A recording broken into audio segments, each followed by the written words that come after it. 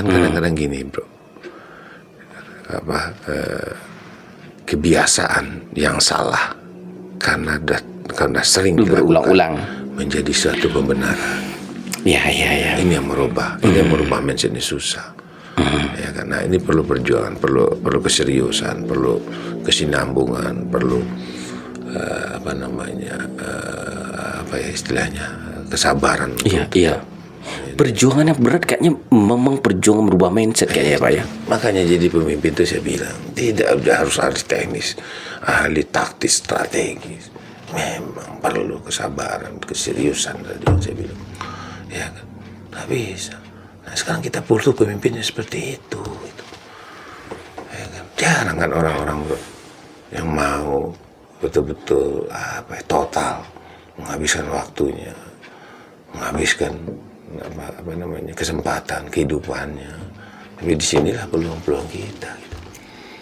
Kalau hitung-hitungan sholat ibadah kalah kita sama orang-orang kaya bro. Sedekahnya banyak. Iya, sedekahnya banyak nih. Bantu anak yatim. Bantu anak yatim banyak. Kalau masalah ibadah kalah kita sama ustad. Iya, iya Ustadz ya, ilmunya banyak, sholat terus, hajut terus. Iya. 1000 domba dipimpin oleh seorang macan menjadi macan semuanya. Iya. 1000 macan dipimpin seorang domba menjadi domba. Jadi bagian kepala. Tapi kita butuh sekarang 1000 macan dipimpin seorang macan menjadi macan ganas semuanya. Kita lihat sisi lain. Assalamualaikum warahmatullahi wabarakatuh. Bapak Ibu sahabat setia, senang dan bahagia, saya Zulfam Yadi kembali hadir di layar kaca sahabat. Tentunya untuk mendatangkan orang-orang inspirasi yang akan mendorong energi kita untuk bangkit dan berbuat yang terbaik dalam kehidupan ini. Alhamdulillah setelah hadir kembali narasumber kita yang inspirator, sang inspirator bernama Pak Nofil yang tentu tidak asing lagi bagi kita. Kita sama dulu. Assalamualaikum warahmatullahi wabarakatuh Pak Nofil. Waalaikumsalam Dazul. Kayaknya hari ini lebih segar ya. Salam dulu. Gimana kabar Dazul? Alhamdulillah Pak Nofil. Pak Nofil gimana nih? Baik Biasa ya. Lagi persiapan untuk finalisasi di dalam pilkada ini. Ya, yakin jadi pemenang Pak? Ya haruslah.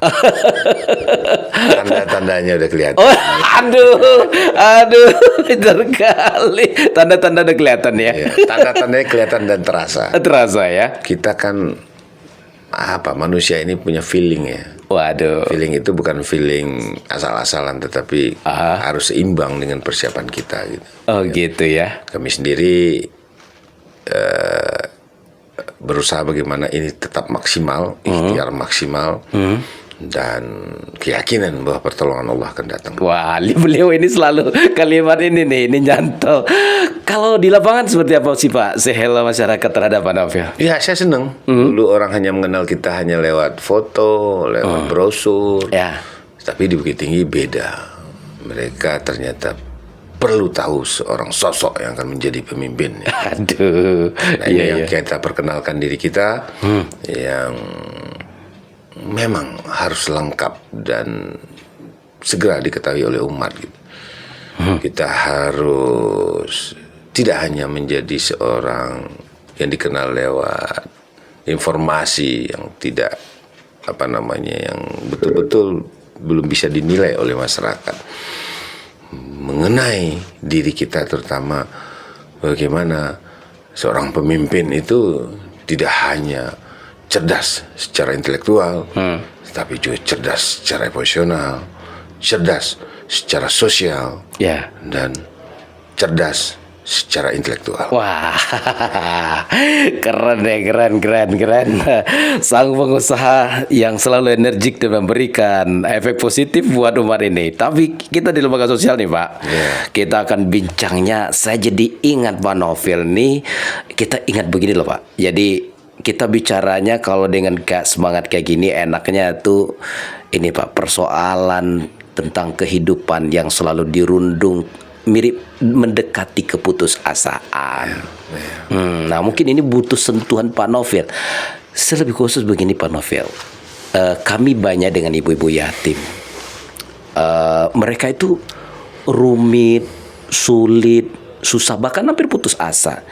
Bahkan juga mendekati kadang Tuhan itu dekat darah-darah tidak adil itu muncul di hadapan mereka. Suatu saat nanti pemimpin akan ditanya tentang orang miskin. Saya ingin tanya dulu terhadap Pak Novel. Bagaimana komentar Pak Novel tentang kemiskinan? Iya. Barangkali ini mengingatkan diri saya khususnya bagaimana kita mengalami proses kehidupan ini juga. Kami dari keluarga yang juga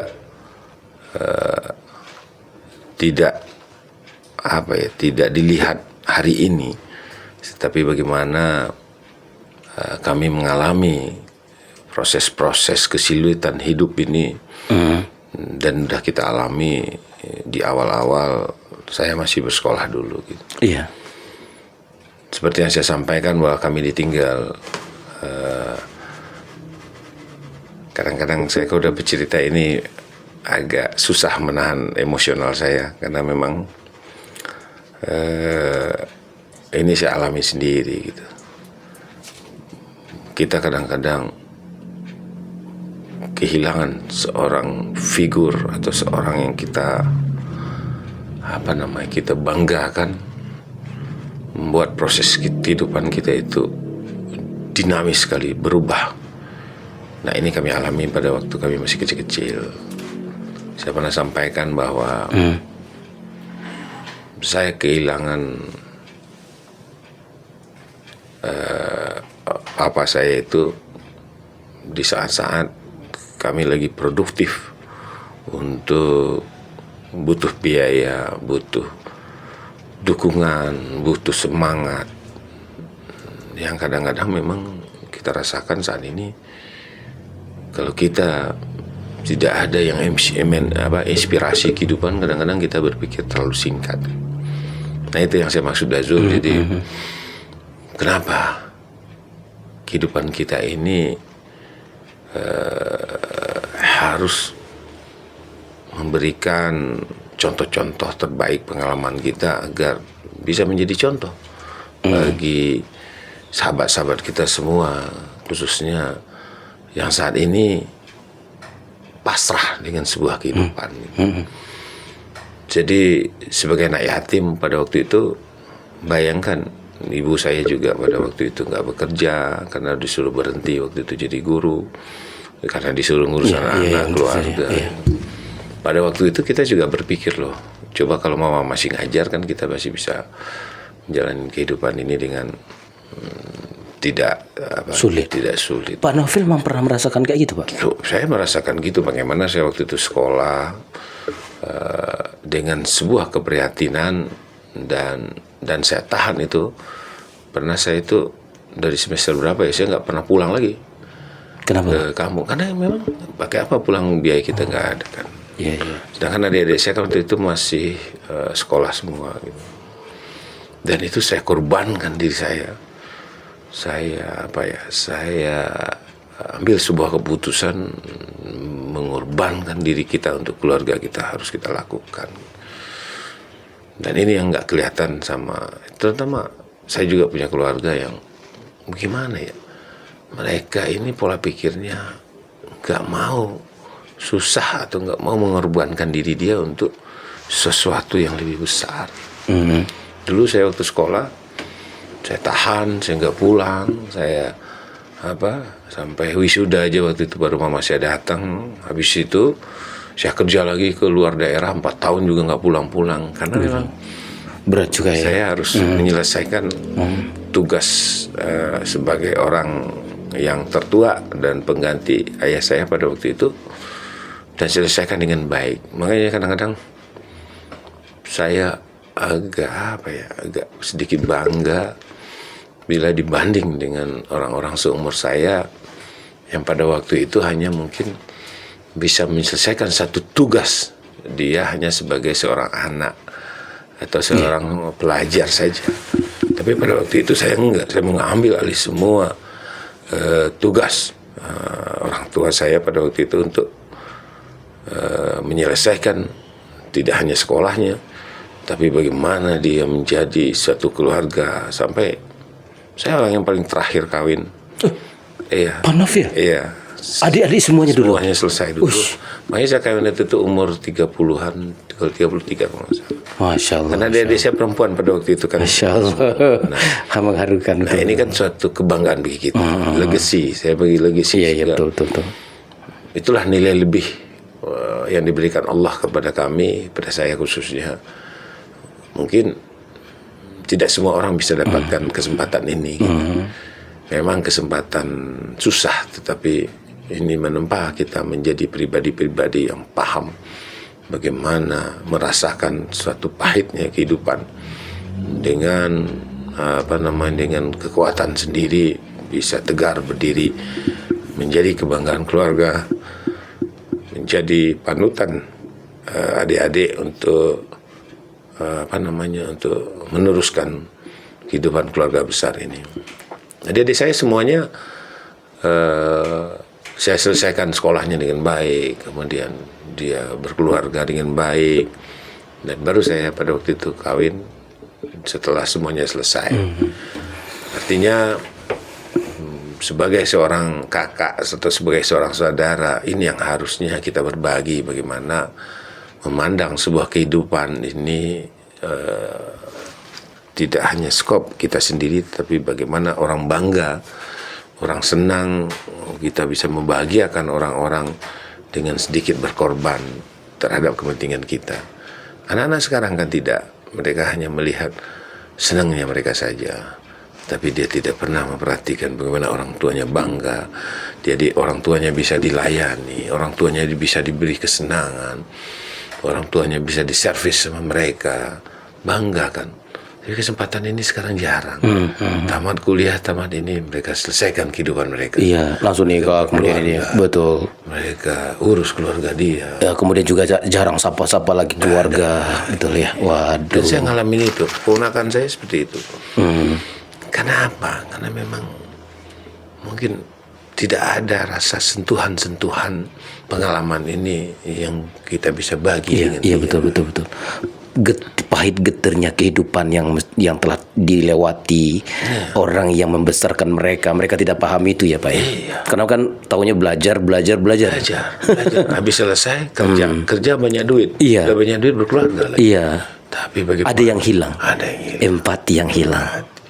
Bagaimana saat orang tuanya lagi bangga-bangganya anaknya sukses, anaknya dekat dengan dia, dia bisa selepas hatinya bercerita. Tapi pada saat dia berkeluarga, orang tuanya udah mulai menjara, udah mulai jauh, karena mempertimbangkan dia nggak mau ikut masalah urusan keluarganya. Nah ini yang hilang, makanya kadang-kadang hidup ini nggak berkah, karena ada yang tersakiti, ada yang kecewa di dalam kehidupan ini, ya kan? Orang tua kita kan kadang-kadang nggak mau dia ngungkapin, ya kan? Dia hanya tahan. Dia hanya berdoa agar anak-anaknya tetap selamat, tapi terlukanya nggak mungkin hilang. Ini makanya saya bilang kehidupan kalian itu nggak akan berubah banyak karena nggak ada ridha Allah, ridha orang tua itu. Gitu. Lihat orang-orang sukses, bagaimana dia santun sama orang tuanya. Kita enggak, ya kan, sampai jangankan beri orang tuanya uang. Kadang-kadang nelpon aja udah gak sempat, berkomunikasi aja udah gak sempat. Kenapa? Udah sibuk dengan keluarga, udah sibuk. Kan urusan anak gitu ya. Sekarang kita lihat mana pribadi-pribadi anak-anak sekarang yang yang betul-betul membanggakan gitu. Mungkin pintar ini ya kan. Tapi kehidupan itu kan bukan itu. Itu bagaimana kita interaksi kita dengan keluarga kecil, keluarga ini bisa terjalin. Ada sekarang kehidupan udah ngikutin kehidupan modern. Dan dipikirkan hanya bagaimana cari uang, cari duit, cari kesenangan, bangga dengan kekayaan, bangga dengan jabatan. Ini sementara. Iya. Itu yang saya alamin, Dazul. Jadi yang saya alami ini betul real, dan saya alami ini betul-betul saya rasakan dengan kepedihan. Bagaimana dulu saya jadi mahasiswa, makanya saya sama anak-anak saya sekarang begitu dikasih mobil sekolah, uang banyak, bisa nonton, bisa jalan-jalan, bisa kemana aja. Sekarang kan gitu anak. Termasuk anak-anak saya. Saya dulu jangankan jalan-jalan, orang-orang nonton kita nggak punya uang, bener. Makanya pada waktu itu saya kuliah ke kampus, pulang, nggak ada main-main. Kenapa? Uangnya nggak ada, malu dibayarin orang terus. Malu minta-minta gitu. Iya kan? Makanya sampai sekarang kehidupan saya itu nggak pernah ada Zul. Saya berjuang sekarang, orang mungkin bilang ada sponsor, nggak ada sponsor. Artinya semangat ini yang menjadi sebuah energi untuk terus kayak dikejar ikan hiu. Iya. Jadi tantangan, problem ini dia. Jadi cerita tadi ikan hiu kecil. Jadi kita ini harus cari masalah terus. Masya Allah. Ini kan masalah. Saya terjun ke sini ini kan masalah. Dan terpaan waktu Bapak kecil, kayaknya itu adalah terpaan yang disengaja Allah agar Bapak jadi orang luar biasa. Iya. Kalau nggak begini, waktu itu orang tua saya masih hidup. Saya hidupnya juga Hidup dalam keglamoran ya. Keglamoran, punya apa, ya kan bisa kemana-mana. Wah ini inspirasi sekali buat orang-orang yang di bawah nih Pak. Jadi jangan selalu merasa bahwa kondisi kita hari ini adalah kondisi yang tidak menguntungkan, walaupun tidak mengenakan. Itu yang harusnya dicamkan oleh anak-anak sekarang, khususnya anak-anak yang mungkin tidak beruntung dalam kehidupannya pada saat kecil ini. Tapi itu harus dilatih oleh orang tuanya, harus ditunjukkan semangat orang tuanya. Jangan, siapa lagi yang mau membangkitkan batang terandam enggak anak kita, kalau enggak cucu kita. Tapi itu kan nggak bisa lahir di dalam orang-orang tua yang memang latar belakangnya itu nggak mental seperti kita. Nah inilah yang harus berbagi cepat. Orang-orangnya tuanya harus dikasih apa ya? Dikasih masukan, dikasih saran, dikasih suatu semangat. Gak bisa Dazul mereka yang akan membentuk anaknya. Jangankan itu mikirin untuk biaya aja udah susah, ya kan? Seorang ibu memikirkan biaya untuk anak saja susah.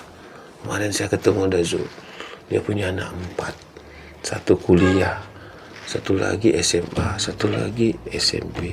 Saya lagi belusukan. Dia ceritain, Pak, dengan menangis. Anak saya telepon untuk mau beli buku 100.000 aja susahnya. 100.000 cuma susah. Pada saat kita bantu dia nangis, dia peluknya kita. Terus apa sekarang kerjaan? Gak ada kerjaan. Dulu jualan kue ternyata habis modal banget. Iya benar. Kenapa? Ada yang salah. Ada yang salah. Apa yang salah? Pada saat itu nanti kita masuk ke UMKM. Jadi UMKM membantu orang-orang lemah, orang-orang yang kurang beruntung itu tidak hanya bisa kita kasih modal saja, kita kasih bantuan sesaat saja, tapi kita harus tuntun, kita harus maintain, kita harus ada di tengah-tengah mereka. Kita harus ada di tengah-tengah mereka. Iya. Bisa Dazul kasih pinjaman sekian juta, 2 ini, terus kita biarin, terus tahu nanti kita tuntut, utang lu bayar. Bisa pengalaman. Bagaimana merubah mustahik menjadi muzaki. Sama prinsipnya dengan ini. Iya benar. Tujuannya apa? Yang dulunya dia membutuhkan zakat, sekarang bagaimana dia menjadi pezakat. Ya dia membantu orang-orang lagi. Tapi nggak bisa kita biarin gitu aja. Bagaimana dia merubah kalau dia nggak kita kasih ilmu, kita nggak kasih arahan, kita nggak lindungi dia. Dulu waktu awal. Jadi ada perlindungan, ada bimbingan, ada dorongan. Oke. Sekarang kalau kita hanya kasih duit, kayak Dazul lah, hidup susah. Saya kasih bantuan 10 juta, sebulan juga habis. Iya. Saya tanya buat apa? Iya Pak, kemarin sakit. Iya Pak, kemarin anak sekolah. Pasti nol itu. Iya. Modalnya. Iya. Tapi Dazul masih sanggup membayar cicilan. Tapi juga berapa bulan tahannya. Betul. Ini yang salah. Saya pernah ngalamin itu dulu waktu di masjid saya. Kasih sumbangan orang, hilang duitnya. Sekarang kami robah. Kami bikin satu tim, kami tuntun, kami jaga duit itu. Yang boleh dipakai hanya uang untungnya saja. Kalau mereka bisa bermasalah, kita bantu dari sumber lain. Waduh. Jadi beda ngurus umat ini harus total. Nggak bisa kasih bantuan, biarin. Oke. Berarti pendampingan adalah kata kunci. Itu dia. bagaimana mengantar orang ini berubah dari mustahik menjadi muzaki. Wah, ini sangat nyambung, Pak. Kalau berarti memang kita harus dampingi. Saya lihat di tempat kita. Ya. Persoalan keumatan ini adalah di mana ada pepatah lama yang mesti mungkin ini renungan buat umat, karena Bapak juga salah satu dari calon pemimpin negeri. Ya. Ada kafilah, ada istilah anjing menggonggong, kafilah berlalu. Ya. Kita adalah di tempat yang mayoritas kita muslim yang banyak. Tetapi yang kita bukan bicara muslim tidak muslim, tapi bagaimana pengelolaan kebaikan kita seorang muslim atau umat muslim ini, di mana rentenir makin menjadi-jadi. Kemiskinan tuh makin mengoyak-ngoyak logika, keimanan dan pemahaman tentang kebudayaan kita, Pak.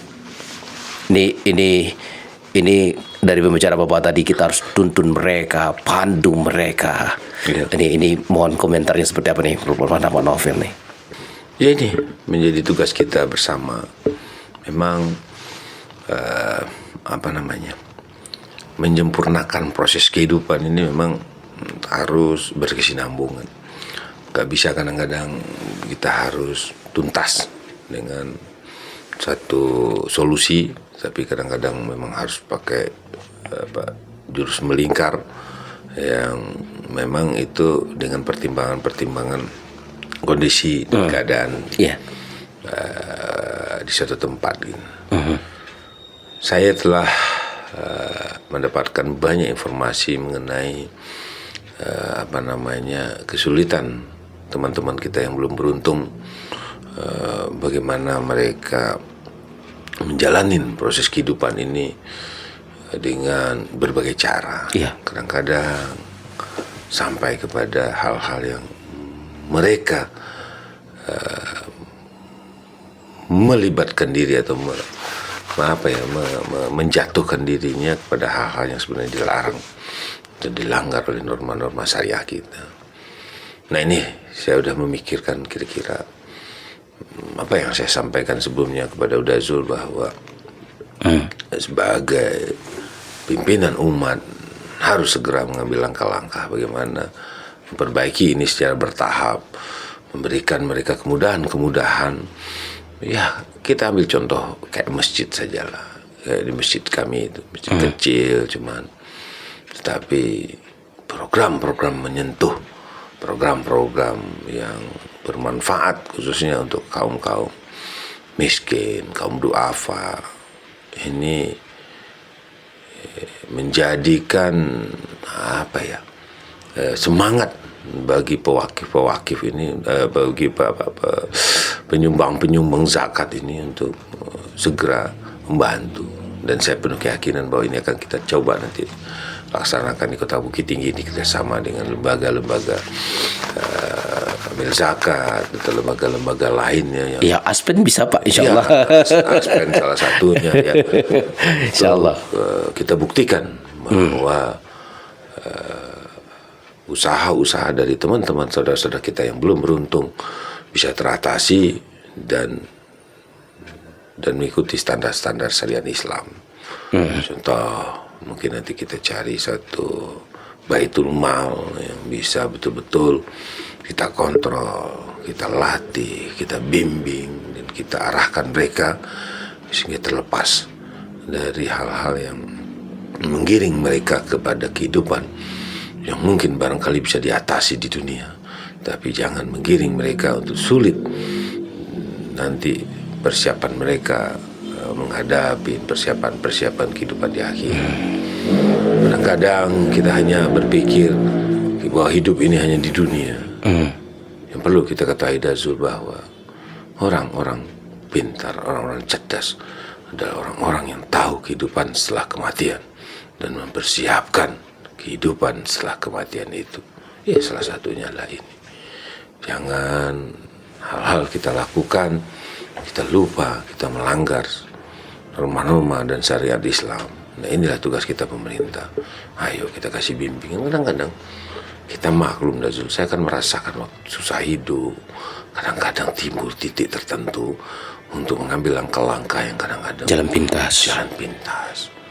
Pergi ke dukun, pergi ke ini, pergi ke orang pintar, pergi ke kemana sekarang ya, kayak apa, pinjol segala macam. Itu kan jalan-jalan pintas yang bukan menyelesaikan solusi jangka panjang, biasanya menyelesaikan solusi sesaat. Iya benar. Nah ini kan perlu apa ya, perlu sampai pesan-pesan ini tidak hanya pesan, tapi solusi-solusi nyata dalam bentuk bantuan-bantuan real yang memang harus disiapkan oleh pemerintah. Tapi sepertinya bantuan material dan juga spiritual kayaknya ya.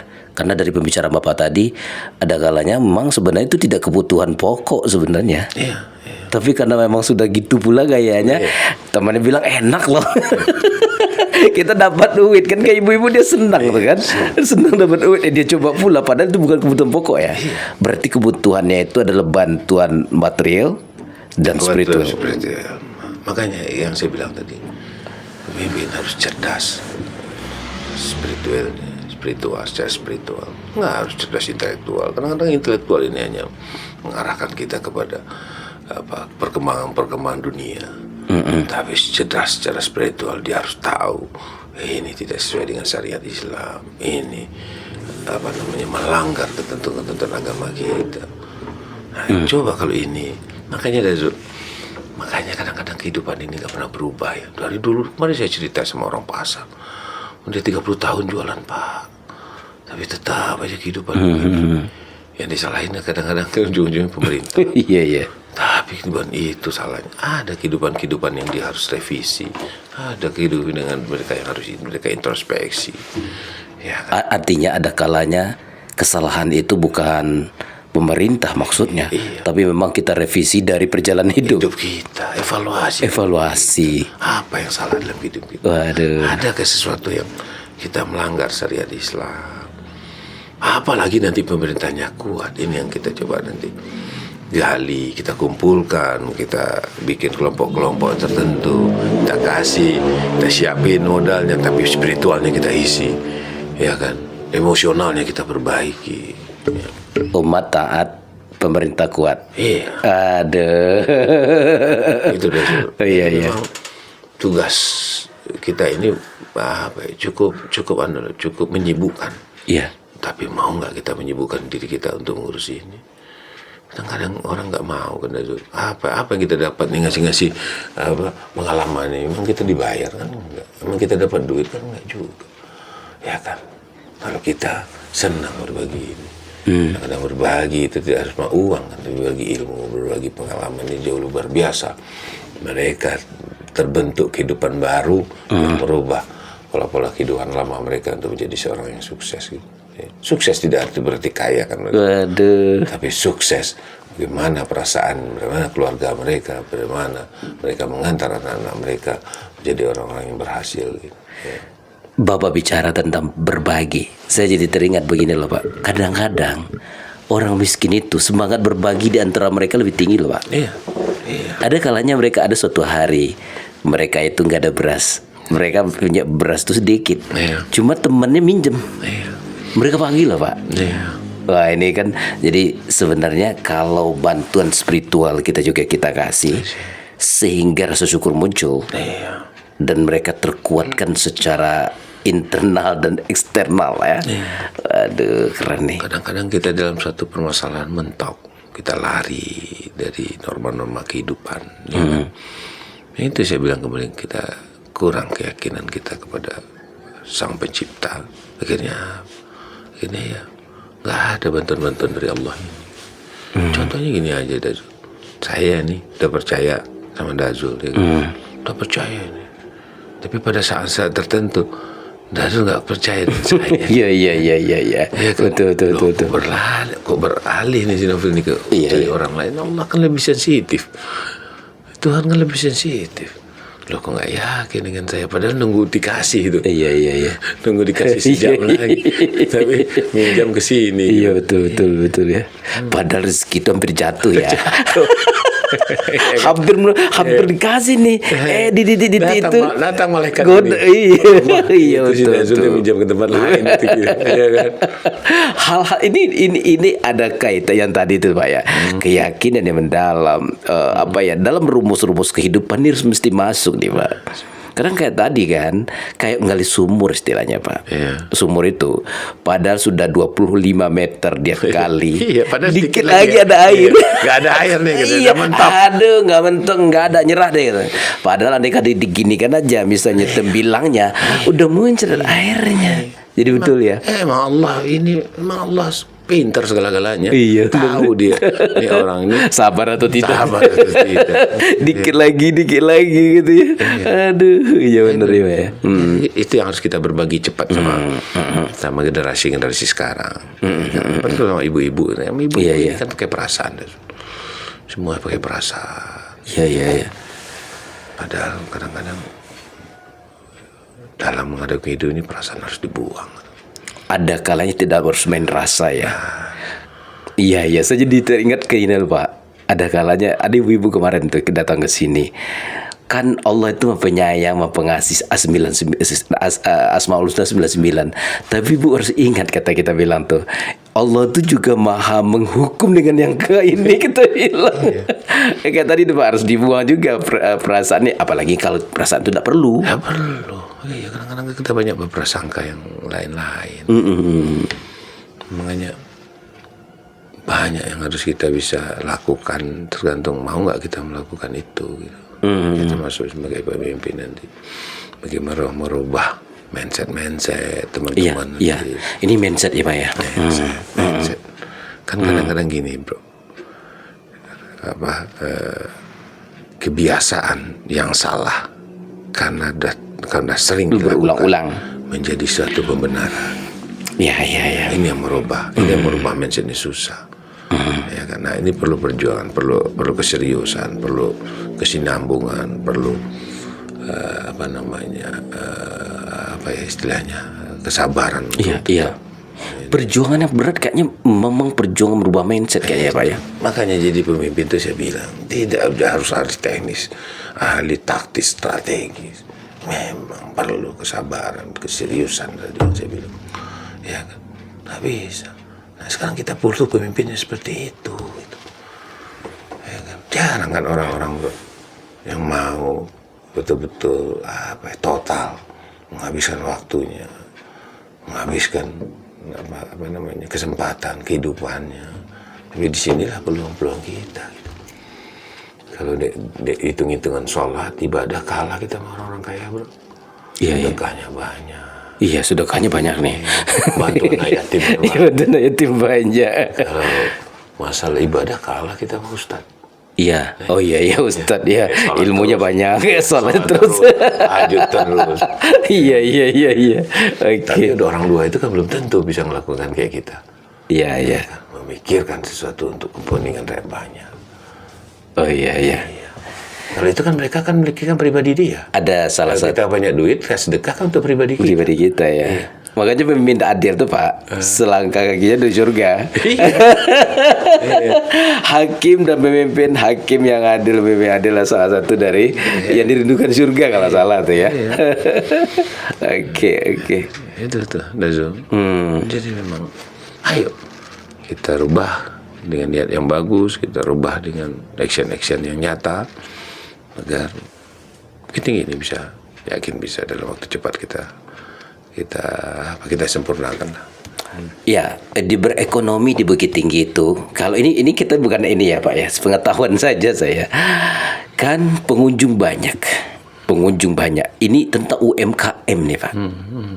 Saya dengan ibu-ibu, terutama ibu-ibu yatim ya, mereka punya skill. Rasa enak, packaging oke. Yang beli nggak ada Pak. Nggak ada pasarnya. Padahal orang datang ke kita tuh banyak. Saya pakai kata-kata Pak Novel. Ada yang salah. Apa sih Pak? Yeah. Mestinya diapain? Ya. Nah ini kan berkelanjutan yang tadi. Jadi salah satu potensial di kita, prioritas di kita itu yang tadi saya sudah bahas bahwa pertama kan pariwisata ya. Ya kita punya alam yang anugerah luar biasa dari Allah. Nah sekarang kita bicara bahwa sektor ekonomi itu ya penggeraknya adalah UMKM. Kita bisa lihat sekarang di mana-mana pun, di daerah manapun pasti UMKM-nya itu menjadi prioritas utama. Karena itu adalah kegiatan perdagangan kecil tetapi menyentuh semua lapisan masyarakat. Nah makanya inilah satu program kita dengan UMKM yang sekarang kita lihat ada produk-produk bagus, rasa enak, tapi pengemasan juga kadang-kadang udah bagus, kok orang nggak menarik membeli, kok orang nggak beli, jual. Nah inilah tugas pemerintah nanti, kita harus membuat sesuatu itu standarisasi, bro. Standar kayak orang jualan di mana ya. Jadi kita kemana pun mencari yang namanya produk-produk itu harus standar. Kalau biasanya UMKM-nya baju segala macam itu harus standar, jahitnya bagus, ininya rapi, pengemasnya rapi. Dan yang terakhir yang paling penting, bagaimana pemerintah bisa melihat peluang dari masyarakat ini menjadi suatu kesempatan untuk menjadi ajang promosi lah ya, fasilitasi promosinya, difasilitasi jualannya. Kalau perlu kita beli itu barang-barangnya itu sebagai contoh bahwa pemerintah ada di tengah-tengah mereka. Kadang-kadang memang harus perlu pengorbanan, perlu perlu turun tangan pemerintah. Nggak bisa, udahlah jual sendiri. Saya yakin segala sesuatu asal kita bisa berkomunikasi dengan pedagangnya, dengan UMKM-nya, tunjukin, kita arahin, kita kasih. Kita tinggal kalau udah bangga kita tinggal jualin, bantuin, ya kan. Nah itu tugas pemerintah. Ini enggak, kadang-kadang kita lihat orang menjualan sekarang suruh bikin website, suruh bikin mana ngerti dia. Coba kalau pemerintah siapin, panggil orang, kita bikinin websitenya, kita bikinin QRIS-nya, kita panggil Bank Nagarinya, kita siapin dulu semuanya, bro. Siapa pikir itu, bro? Kita siapin semuanya rapi, semua ini semua. Bisa panggil Bank Nagari, sini lu Bank Nagari, sini lu bank. Ini udah oke semua ya. Ini ikut pemasaran oke sekarang ya. Lu biaya. Pasti berebut dia. Iya. Sekarang kan enggak. Artinya website nggak sendiri-sendiri. Nggak sendiri-sendiri, pemerintah ikut bikinin, buatin, tinggal masuk dia. Iya. Karena taruhlah dibikinkan websitenya. Ngelolanya nggak mudah. Ngelolanya nggak mudah, itu dia. Kita bisa masuk. Sama pemerintah. Oh untuk urusan tekstil ke sini, untuk urusan makanan ke sini, untuk urusan ke sini. Bikin tim sendirinya. Iya, benar. Kadang-kadang kita pingin menonjol sendiri, bro. Iya benar. Pinginnya produk kita yang paling ini. Paling enak. Makanya kadang-kadang saya ingat lagi satu prinsip, bro. Ingat nggak? Prinsip kereta cepat. Prinsip kereta cepat. Apa bulan nih, Pak? Pernah nggak mendengar nama kereta Shinkansen di Jepang juga itu? Pokoknya kereta cepat pernah dengar, tapi nama kereta nggak. Jakarta Surabaya. Jakarta Surabaya jaraknya mungkin 2000 kilometer. 2000 km. 1000 lah ya. Kalau ditempuh pakai kereta biasa Argo Lawu, yaitu habis waktu sekitar 12 jam ya. 12 jam. Jakarta, Tokyo, Osaka sama jaraknya. Dengan Surabaya dan Jakarta? Iya. Sekitar itu jaraknya? Sama, tapi ditempuh hanya 2 jam. 2 jam saja? Iya. Wow, pengurangan 10 jam, efektif. Sama dengan sekarang naik bus. Jakarta, Bandung, pakai kereta biasa 5 jam. Pakai bus cuma 40 menit. Hah? Pakai bus itu. Udah pernah naik bus? Kereta cepat kita? Iya, kereta cepat kita yang dari Jakarta Bandung itu. Cuma 45 menit atau 30 menit. Sangat cepat, kecepatannya itu 400 km per jam. Apa prinsip yang kita bisa ambil di situ? Jadi kalau kita bekerja, kalau kereta lama ini kan komandannya cuma satu. Oke. Jadi ada lokomotifnya, ada masinis. Ada masinis satu. Iya. Gerbongnya masinis cuma satu. Kalau nggak di depan, kalau nggak di belakang. Iya. Iya kan? Iya. Artinya kita suka menonjol sendiri. Oh gitu maksudnya. Ya kan? Tapi kalau Shinkansen di setiap gerbong ada masinisnya, ada lokomotifnya. Setiap gerbong ini ada penggerak, setiap gerbong ini ada penggerak, setiap gerbong ini ada penggerak. Artinya kita maju bersama-sama. Kita harus menonjol bersama-sama. sehingga Jakarta, Tokyo, Osaka hanya ditempuh dengan 2 jam karena bergerak semua. Kalau ini enggak, ini maju rendangnya. Waduh, ya keren nih. Iya, Bergerak bersama ya. bergerak bersama, jangan sendiri-sendiri. Itu tugas pemerintah. Jadi beda nih bergerak bersama dengan sama-sama bergerak, beda ya. Kalau ini lihat, satu aja pengen maju sendiri, lama berat ya. Beban yang kita angkat berapa nih ya di dalam. Tapi kalau sama tarik, masih dorong, ajak kerjasama, berkolaborasi, saling membantu. Kecepatan yang banyak, duit banyak, sama juga kan jumlahnya. Kalau ini kan menunjuk sendiri. Itu yang akan kita perbaiki semua nanti agar semua orang terlibat, semua orang merasakan manfaat bantuan pemerintah. Kalau ini enggak, ini aja kita bantu nggak bisa. Duduk bersama-sama menjadi satu kelompok, pembikin rendang, pembikin kerupuk, pembikin baju, kita kasih modal per kelompok. Akhirnya kontrolnya gampang. Gagal satu, gagal semua. Ya. Kalau gagal satu, mereka pasti saling bantu. Oh iya. Kalau menonjol satu, ya syukurin. Mudah-mudahan lawan saya kurang satu. Tapi kalau gagal satu, gagal semua. Satu kelompok kita bantu, kelompok rendang, kelompok mainan, kelompok ini kasih modal di situ. Mereka bersama-sama, produknya standar, hasilnya standar, kemasannya standar. Itu yang terpikir sama saya, dan itu dilaksanakan di berbagai tempat. Ada orang sekali ngasih bantuan sekarang pribadi, sekarang kelompok. Kayak Dinda nanti ada kelompok 10 orang, kasih 10 juta, jenis usahanya sama, pasti saling bantu. Iya, nggak ada yang saling, wah kita harus lebih bagus, nggak ada, standar semua. Tapi yang ada adalah perpacuan mengejar standar. Mengejar standar ya. Iya. ISO-nya lah. Iya. Kalau yang satu ini susah, ini saling ayo bantu ya kan. Tapi kalau satu-satu didoain. Iya. Nggak jalan. Ya kan? Kalau gagal satu gagal lah kita gitu ya. Itu. Iya. Termasuk UMKM sekarang yang kasih bantuan-bantuan. Harusnya dia dikelompokin.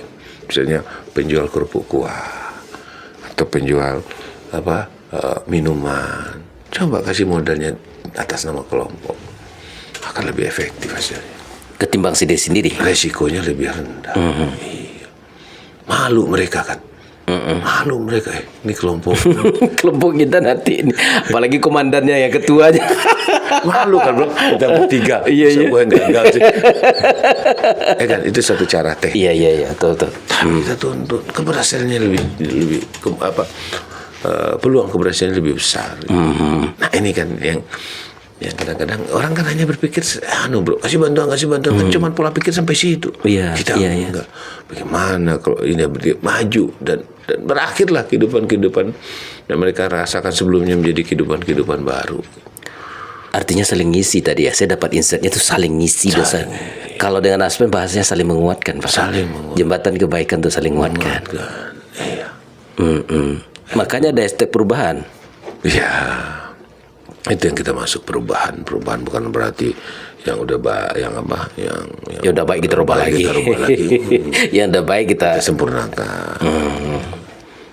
Pola-pola gini kan masalah teknik track kepemimpinan. Ya kan? Tujuannya sama, baik. Tapi tujuan baik ini bagaimana supaya hasilnya baik, hasilnya maksimum. Waduh. Itu. Iya. Itu yang orang mungkin nggak paham dengan pribadi kita, dianggap kita sama, dianggap kita janji-janji saja. Enggak, ini saya lakukan. Berarti Bukit Tinggi adem, agamis, dinamis, dan berbudaya. Iya. Itu bicara UMKM. Kalau dua proses ini udah berjalan, apa yang nggak ada di kita sekarang? Kesadaran untuk ikut terlibat di dalam membayar, berkontribusi, khususnya pajak. Banyak kita kadang-kadang manfaat duit lupa. Iya. Kalau semuanya udah maju, UMKM enak, wisata jalan, pendapatan masyarakat udah besar. Saya kan tinggal minta aja lagi. Iya. Pajaknya mana? Bayar pajak. Supaya uang kita ada. Iya. Kalau uang ada, apa saya lanjutkan lagi? Iya. Bangun semua fasilitas yang berkaitan dengan pariwisata dan UMKM ini. Contoh pariwisata apa? Jalannya kita bagusin, parkirnya kita rapi, Ya kan, fasilitas-fasilitas di pariwisata kita sempurnakan. Sekarang gimana mau bangun, uangnya dia nggak ada. Ya kan, itu baru bekerja dengan kekuatan sendiri. Jangan berpikir nanti kita ambil lagi duit dari sana. Nggak itu. Esensialnya bagaimana kita punya kekuatan dengan yang ada kita. Itu tambahan aja, bro. Ya nggak? Kalau kita udah punya sendiri apa? Jangan bang. Yang kurang-kurang baru kita minta. Jangan mengandalkan, oh nanti kita minta duit. Bukan itu, gitu. Jadi pemimpin itu bagaimana mau timumkan apa yang ada di kita. Kalau udah pajak udah bagus, segala macam udah bagus, nanti kita kasih insentif orang perpajakan, orang yang rajin bayar pajak, reward, kita kasih kemudahan. Iya. Apa yang nggak bisa kita lakukan? Iya. Kalau duit udah banyak, masuk segala macam. Dan yang terakhir, kalau itu udah ada semua, baru kita undang semua yang terlibat investasi di Bukit Tinggi. Kayak Anda misalnya tinggal di Jakarta, lihat kota kita udah bagus, rapi, bro, bikin hotel dong. Iya. Ya. Siapa yang investasi di atas 100 miliar, kasih kemudahan perizinan, kasih kemudahan diskon pajaknya. Ya kan, jangan dipelorotin lagi, ngurusin ini dipalakin lagi. Gitu. Iya. Ya, itu tugas pemerintah. Gimana kita mengundang orang sekarang untuk investasi ke sini? Orang udah pernah ke itu nggak gerak, ya kan? Jadi kita mulai dari diri kita dulu sendiri. Ayo kita siapin semua. Kan nggak mahal-mahal juga, bro, menyempurnakan pariwisata sekarang. Jaga aja kebersihannya dulu, rapikan, ya kan? Tapi yang penting bagaimana insentif pajak apa ya, Distribusi pajak ini berjalan. Jangan ada juga parkir liar. Iya. Sehingga nggak masuk. Artinya tingkat kenyamanan, termasuk ini loh Pak, pelayanan yang profesional, ramah dan tentram. Itu saya lakukan nanti itu, bro. Kita latih bagaimana orang kayak kita ke Bali. Iya. Ini bukan bagian Bali. Kalau dari sisi jauh dengan kita. Tapi bagaimana dia menservis. Orang datang ke situ nggak ada maling. Orang yang melanggar dihukum sama. Bule melanggar dihukum. Ini melanggar dihukum. Dia jadi garis terdepan. Kalau namanya itu pecalang. Kalau di sini kita nanti kita namakan apa ya? Apa istilahnya ya? Orang yang menjaga lingkungan ini betul-betul nyaman bagi pengunjung. Jangan nyaman bagi orang yang tinggal tapi nyaman bagi pengunjung dan pebisnis. Sekarang betul-betul datang ke sini. Nah, ini yang akan kita lakukan. Jadi tekniknya juga nggak sulit-sulit betul gitu. Sekarang mau nggak kita ngurusin itu? Mau nggak kita terlibat di dalam itu? Iya. Itu dapat batang pokok-pokoknya nyebur deh. Iya benar. Nggak sulit-sulit juga jadi pemimpin. Iya, karena memang inilah Pak. Jadi kalau saya jadi terbayang ini kan, kalau misalnya keramahan itu ada, jadi ada nilai orang Minang yang hilang. Jadi ini membangkitkan ini loh Pak. Kalau ada keramahan dan kemurahan hati, orang Minang kan terkenal dengan itu. Ini butuh perjuangan juga sebenarnya Pak. Sebenarnya bagaimana sebenarnya orang Minang kan karakter nih. Karena kan kadang-kadang sama ini sebelum orang masuk rumah itu penjaga di depan tuh menjadi penilaian hasil orang yang lihat datang pertama nih, kayak orang Sapam. Bagaimana dia melayani pertama. Iya, kan? Karena ini yang dicap nih, ternyata orang Minang begini. Padahal yang di dalam tuh ramah-ramah semua. Itu yang kita harus kita harus kasih training, kita kasih bimbingan kepada pelaku-pelaku ini semua. Nggak bisa kita bikinin seminar sehari terus dia berubah sikapnya, nggak ada. Dicontohin. Pembinaan berkelanjutan. Iya, pembinaan yang berkelanjutan. Iya kan? Iya. Itu nama istilahnya apa itu ya? Ya ada. Continuous. Iya, continuous. Iya. Jadi pembangunan sumber daya. Ada istilah bisnisnya continuous improvement. Ada tuh istilahnya. Jadi memang peningkatan yang berkelanjutan itu yang harus kita lanjutkan dari kalau kita ini dari pariwisata menjadi pengembangan nanti ke pertanian, pengembangan ke industri, perdagangan. Sekarang kalau kita udah punya duit, apa yang nggak bisa kita lakukan? Iya. Yang susah itu, yang mahal itu kalau nggak punya duit, bro. Ya kan? Bener nggak? Iya. Kalau nggak punya duit, mahal Iya. semua. Betul. Iya kan? Ya. Tapi saya tertarik dengan yang tadi, Pak, pengembangan sumber daya manusia. Karena sebenarnya itu juga investasi yang tidak terlihat. Contoh begini loh, Pak. Ada orang bawa duit banyak, tapi karena kesal dan sebal, maunya dibelanja banyak kawannya. Tapi karena dia sudah Pelayanan nggak ada, nggak jadilah. Males gue. Iya. Tapi begitu belanja ramah biasa, niatnya awal nggak beli. Aduh. Jadi beli ya? Jadi beli. Iya. Benar nggak, Pak? Iya. Pernah kita merasakan itu nggak, Pak? Orang kadang-kadang kita ke showroom lihat mobil aja, Iya. tapi karena pelayanan Pelayanan ramah. dikasih diskon, ya, dikasih kemudahan, ya kan? Lagi pelayanan jadi kayak beli, gini. jadi kan. Padahal kita juga sudah ada di rumah. Itu yang harus kita itu yang Iya. harus kita. Dan itu juga lengket dengan karakter saya begini. Bagaimana kita mentransfer di zaman keterbukaan? Bagaimana kalau dulu kan cerita, Pak, orang Minang itu adalah orang yang ramah, orang yang sopan, berbudi halus. Sekarang era keterbukaan, ya Hilang kan? ya, mulai hilang gitu. Orang jadi tahu. Kalau dulu kamu mau tahu kayak gitu, lo pergi dulu ke Minang deh, ya kan? Iya. Naik bus dulu, Iya. 3 hari baru nyampe, gitu ya. Iya. Kalau sekarang orang tuh bisa lihat, Pak. Minang bisa dilihat dari sudut dunia kapan dulu. Oh begini, ini lo cerita hari ini di Minang. Nah mungkin ini yang kayak tadi, Pak. Kalau ini kesepakatan dari berbagai elemen anak kita negeri harus gitu. duduk itu. Iya. Duduk. Nah ini kelebihan kita. Saya senang diskusi seperti ini. Ini kan saya juga bisa lihat ya, bagaimana saya bercerita. Karena memang harus berkomunikasi dengan semua stakeholder. Ini yang kita lakukan nanti dengan Dazul, dengan ini alim ulama, ini mama atau user pelaku usaha ini harus duduk gitu. Jadi timbul ide-ide itu, Pak Dazul. Kalau udah timbul ide-ide, timbul eksekusi, timbul harapan. Iya. Ya kan? Kecuali kita udah nggak punya harapan lagi dalam kehidupan ini. Iya. Kata kunci di harapan itu Ada ya. istilah bermimpilah setinggi langit kalau jatuh ke bintang dan ke bulan. Wah. Jangan bermimpi setinggi langit-langit kalau jatuh ke lantai. tanah. Dahsyat sekali nih. Jadi kalau bermimpi setinggi langit, kalau toh jatuh Ke bintang-bintang. ke bintang-bintang dan bulan yang ada. Iya. Tapi Kalau langit jatuhnya ke tanah. Parah langsung ke tanah hancur. Aduh, dahsyat sekali nih.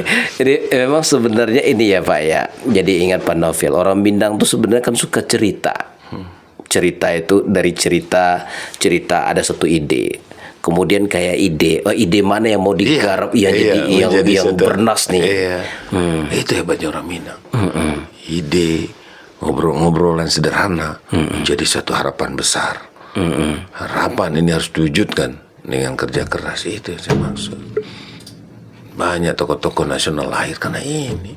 Yang mahal itu kan ide, Dazu. Iya. Tapi ide tanpa eksekutor ya dimurahkan. Iya benar. Satu tambahan lagi, Dazu. Ah. Ini yang saya sering sampaikan ke teman-teman juga. 1000 domba dipimpin oleh seekor singa menjadi singa semuanya. Tapi sebaliknya 1000 macan dipimpin oleh seekor domba menjadi domba. Artinya apa artinya? Iya. Ayo cari pemimpin, tidak hanya punya kapasitas, tidak hanya punya intelektual, tapi harus punya keberanian dan mau ngambil risiko. Makanya orang Minang kan semuanya singa, tapi kalau dipimpin oleh seorang domba, jadi domba semuanya. Harusnya 1000 singa dipimpin oleh seekor singa menjadi singa ganas, tapi berhati domba. Tapi berarti domba. Itulah kami. Waduh, masuk deh, masuk. Iya. Jadi kepemimpinan itu, singa kita anggap sini adalah perlu satu ketegasan, perlu satu keberanian. Itu yang kita anggap singa. Jangan Melindungi wilayah. melindungi, menjaga.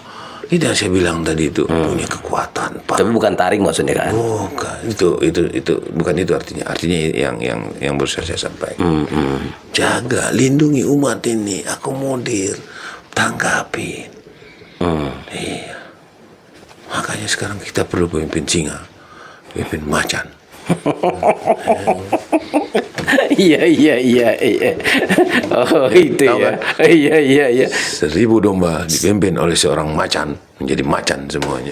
Iya. 1000 macan dipimpin seorang domba, menjadi domba. Jadi bagian kepala. Tapi kita butuh sekarang 1000 macan dipimpin seorang macan, menjadi macan ganas semuanya. Tapi berhenti domba. Aduh, memang pintar ya. Sang motivator itu banyak kosakata yang memang membuat kita mesti berpikir dan berlalar liar nih, tapi terukur. Betul. Pak Nofil, nggak tanpa terasa ini berbicaraan kita memang kayaknya memang nggak harus sering ya ini. Iya. Kalau perlu memang harus apa ya? Memang harus Banyak yang mau diungkit nih, Karena ngurus umat ini memang nggak bisa sederhana itu ya. Iya. Banyak hal-hal yang kadang-kadang kita tidak terpikir, tidak terpikir kan. Nah, perlu masukan orang lain. Aspen siap menjembatani yang mau menceritakan kebaikan, omongan yang dari siapapun. Kita siap jembatani supaya cerita itu terekam, terdokumentasikan. Makanya dalam kehidupan ini kita nggak bisa menganggap remeh orang. Kita kadang-kadang hanya mau berkomunikasi sama orang-orang yang tertentu, ya kan. Iya. Kadang-kadang nggak mau dengar inspirasi masyarakat, nggak mau dengar inspirasi dari bawah. Tahu nggak ada satu rahasia lagi? Apa? Kadang-kadang inspirasi terbaik ini lahir dari orang-orang yang kita tidak anggap orang-orang rendahan. Perang Nazi dulu menang, inspirasinya datang dari kopral. Seorang kopral. Iya, memberikan ide menangnya. Itu yang kita kadang-kadang. Coba dibilang lagi, Pak. Ini keren bahasanya ini. Kadang-kadang inspirasi terbaik datang dari orang-orang yang kita anggap tidak qualified, tidak kita anggap tidak hebat. Dianggap sederhana ya. Makanya jangan pernah remehkan orang dalam kehidupan ini. Kita tahu kehidupan ini. Ya, makanya saya kadang-kadang semuanya saya layani, Bang. Semuanya yang di atas kita layani, yang di bawah harus kita sempurnakan. Tuturi handayani ya, kadang dia dari depan mimpin, kadang mendampingi, mendorong begitu ya. Kadang-kadang sejalan, seirama gitu. Jadi nggak mesti di depan terus ya, Pak. Nggak bisa di depan. Pak Nofil kalau jadi wali kota siap di tengah umat. Siap. Dan saya telah mengambil keputusan bahwa saya akan menghabiskan sisa kehidupan ini untuk ngurus umat ini. Aduh, Masya Allah. Itu udah Zul. Siap Pak Nofil. Saya senang berbicara ini mungkin. Iya. Kalau diterusin juga saya akan masih banyak yang harus kita. Nanti kita sambung lagi, Pak. Nanti kita sambung lagi. Karena memang harus banyak yang mau diulik. Silakan, Pak. Silakan di akhir. Baik, Pak Nofil. Makin diulik, makin keluar manisannya nih. Kayak air tebu nih, Pak. Dikupas dulu, diperas. Airnya makin lama makin banyak nih. Tapi waktu dan kesempatan juga kita yang membatasi nih, Pak Nofil. Mungkin Pak Nofil sibuk nih untuk menyapa umat kembali.